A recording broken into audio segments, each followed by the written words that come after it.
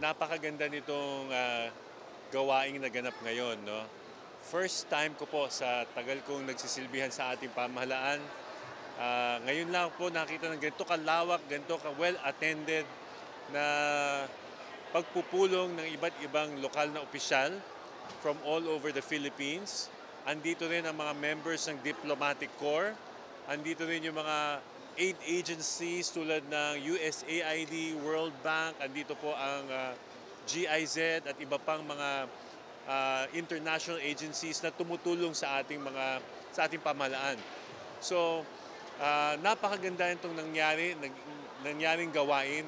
Salamat sa ating Secretary Benher Abalos for making this happen.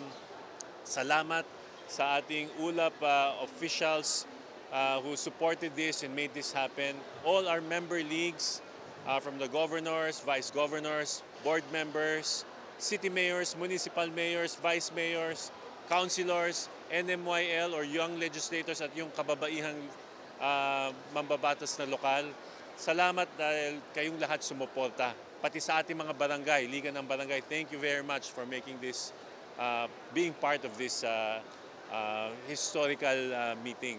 So, ang utos sa atin ng Secretary Abalos, gawin natin to ulit next year. Gawin natin every year, bringing to the Philippines the best practices from all over the world para malaman ng ating mga lokal na pamahalaan at makita kung ano yung mababagay at maaari nilang iuwi sa kanilang mga komunidad at sa kanilang local government. So maraming salamat din sa ating Pangulo for making everything possible and giving us his 100% support sa ating mga lokal na pamahalaan.